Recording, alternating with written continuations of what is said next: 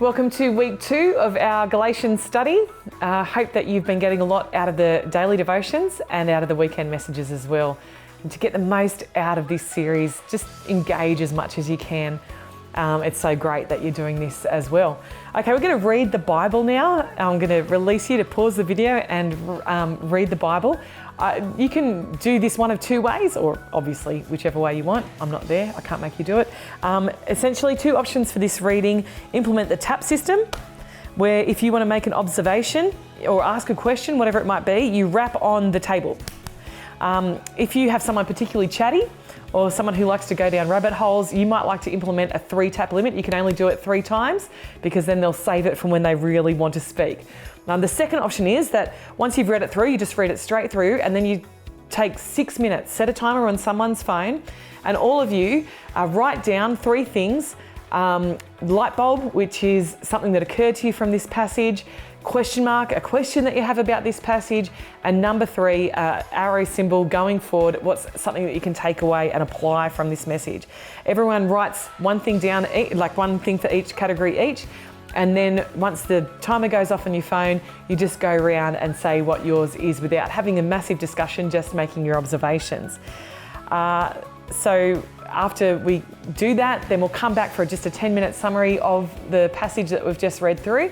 And then there's some questions in the discussion guide that you, if you're on your own, you might like to journal through, or together having a coffee or at a connect group, or even your family around the dinner table might like to use as a discussion launch pad. So we're going to go Galatians chapter 1, verse 11, all the way through to the end of chapter 2. Go ahead and pause and say the verse that you're up to when you're done, because the different versions mean that people might not know where you've just read to.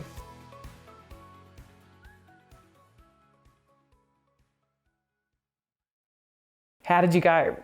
Well, from verse 10 to 24, Paul is giving his personal conversion story. He's essentially saying, through his own testimony, if you think Judaism holds the answers, then you don't get any more Jewish than me. I was a Jewish prodigy. Everyone had such high hopes for me, high hopes, and I was deep in that system.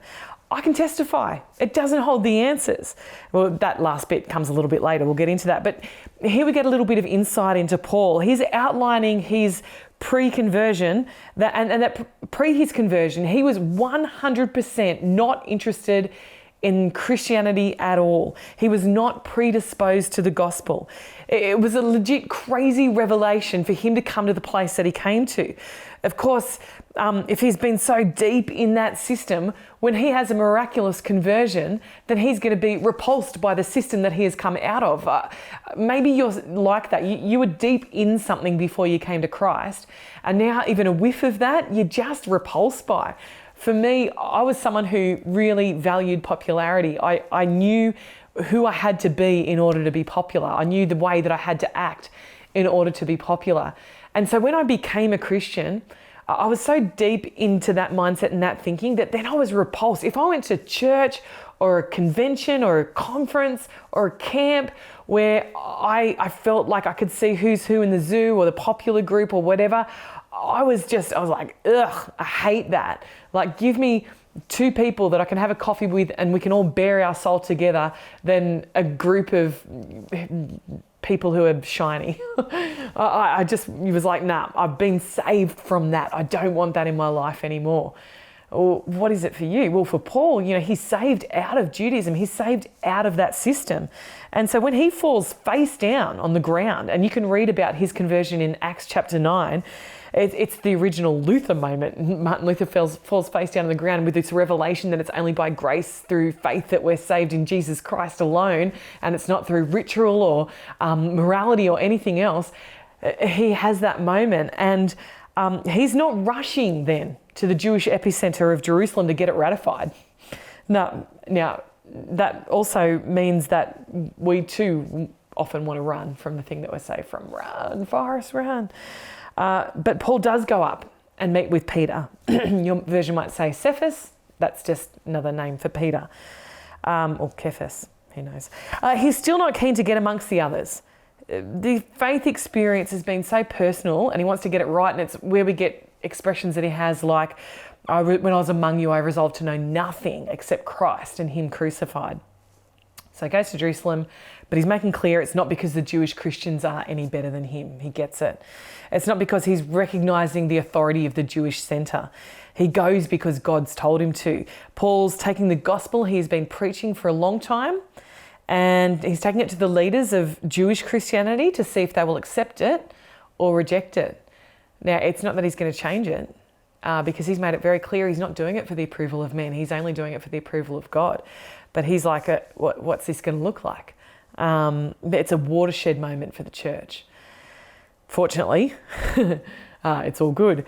Where am I up to?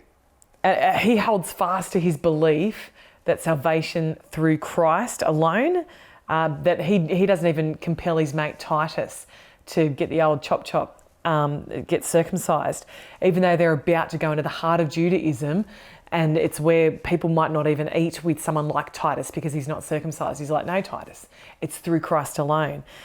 And Paul's okay with it. He's okay with it being a stumbling block to their religiosity. He's okay with that. He'd prefer it to be a stumbling block to their religiosity than a stumbling block to people's faith back where he came from. And I love that. I love that he just so doesn't matter about complying, doesn't worry about complying with the who's. He's like, no, we've got to stay true to our conviction. There might have even, or there were, it actually says there were some people in amongst his company that were like, no, he's got to get circumcised. But he and Titus held firm. We see that in this passage, there's a development in the way that Paul refers to the Jewish leaders. He starts out those greatly esteemed leaders of Jerusalem and later on those esteemed leaders, but he basically says, but it's nothing to me. I don't care. There's a bit of a tension here for me. I feel like that's kind of Aussie in a way, that he's like, I don't care. They can't tell me what to do. It feels like there's a tinge of that, but we're talking about a different culture, a different cultural context. That's not what's going on at all. He's just so sure of who he is in God. And he's so sure that God doesn't have favourites. And he's so thrust out of this hierarchical structure of the Judaic system that he's like, I'm not buying back into that. That's cool. That's not rebellion up your nose with a rubber hose. That is someone going, yeah, no, God's made us all equal. And Paul is deeply committed to equality. He writes later that in him there's neither Jew nor Greek, slave nor free, male nor female, but we're all one in Christ. He's the one who writes about submitting to each other in a culture where men had everyone submit to them. He said submit to each other out of reverence for Christ. He's the one who talks about honouring each other as more important than yourself. Paul is deeply committed to servanthood and equality. So this seeming rebellion of the Jewish leaders, that's not what it is. It's simply a commitment to equality in Christ. He believes in honour, but not for honour's sake, not for leaders' sake, but for the propagation and the promulgation of the gospel. Come on, somebody. The leaders do, however, ratify his message. Phew, no church splits happening there. And they recognise that he's been given a mission to the Gentiles. And if they accept that assignment, they need to accept that he's an apostle just as they are. They give the right hand of fellowship, and that's not the right hand of fellowship, that's the right hand of fellowship. It's clasped together, acceptance, trust, friendship.